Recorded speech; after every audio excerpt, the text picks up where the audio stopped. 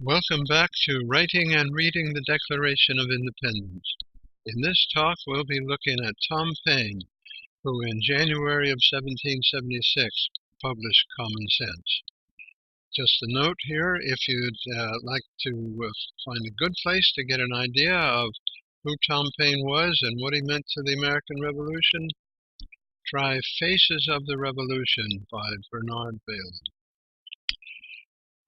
Tom Paine was an Englishman. He was born in 1737 to a Quaker father and an Anglican mother in rural Norfolk.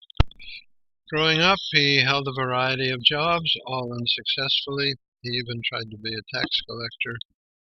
He had a marriage that didn't work. He moved to London and was living there in 1774 and managed to meet Benjamin Franklin and get a letter of introduction from him. Paine headed for the New World to start a new life and arrived there in Philadelphia in 74. Well, actually, he barely arrived. The ship he came over on had polluted water and some people died. He was ill, but when he recovered, he became editor of the Pennsylvania Magazine in January of 1775.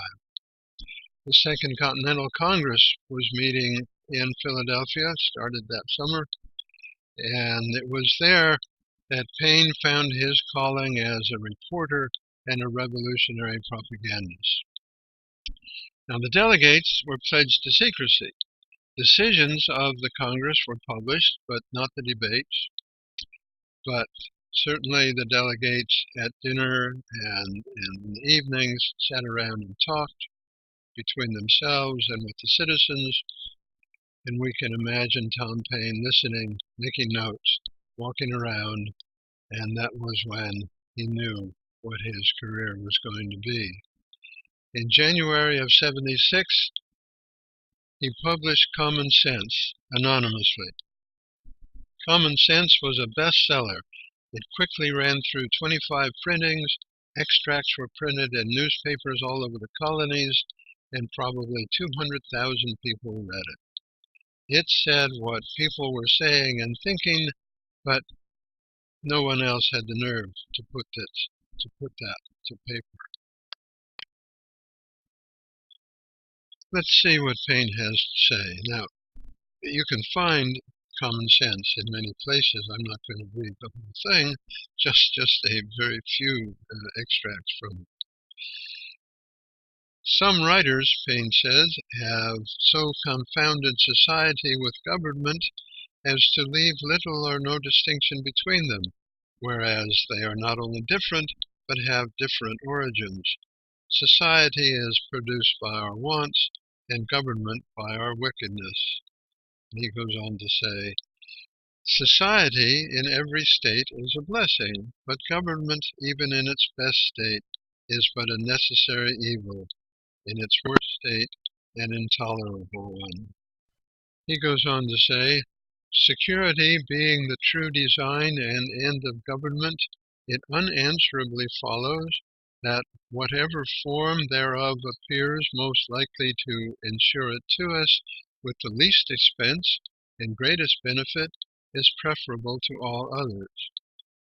In that he would find a lot of people disagreeing. Here he addresses a very important topic. Europe, and not England, is the parent country of America. This new world hath been the asylum for the persecuted lovers of civil and religious liberty from every part of Europe. Hither have they fled, not from the tender embraces of the mother, but from the cruelty of the monster. And it is so far true of England that the same tyranny which drove the first emigrants from home pursues their descendants still. Those are ringing words, and we can find something quite appropriate to modern times. Now, what did people think about Paine?